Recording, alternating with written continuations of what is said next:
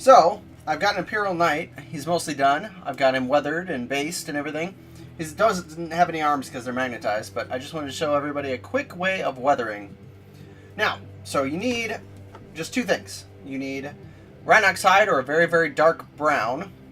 This is going to work only for light colored armor. Darker armor just doesn't show up. And then you need a sponge. This is actually from inside some foam packing from a Pelican case. But if you use foam, make sure it's that really tight, fine foam. The bigger foam with the bigger holes in it does not work.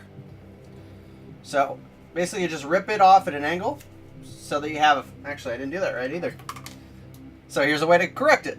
Just take some scissors, do it at an angle. So what you want is this point here. I'm going to make a point. There we go. Just like that.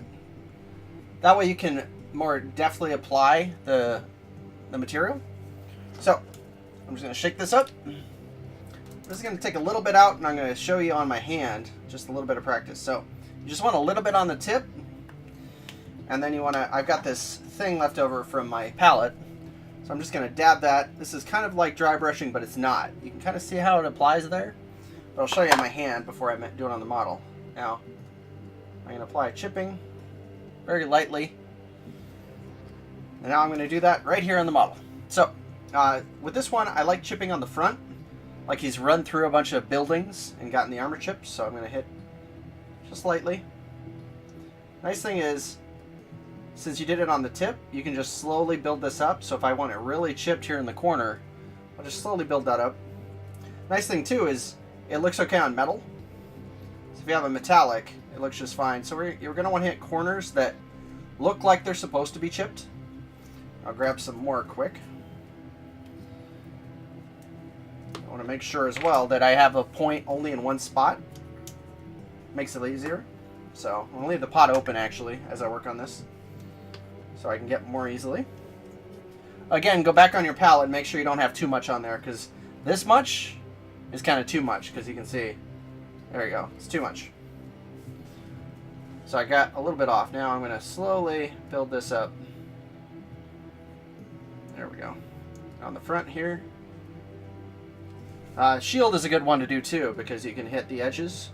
You can drag it across like a scrape and just hit small parts. The edges are what you want to hit.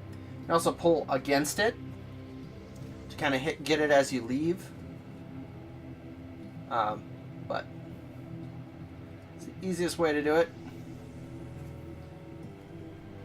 And then if you wanted a little extra, this usually is enough, but if you wanted a little extra, use the same sponge and take some lead belcher. You can go with a brighter metal if you wanted to, but I typically just use lead belcher, especially for this. So I actually have some in there. There we go. And then you don't want to cover the exact spots that you did before, but just a little bit on some spots, as though the metal is showing through. And there you go. That's it. All done. It's really easy. Gives it a nice weathered look. But that's it. All it takes is a sponge.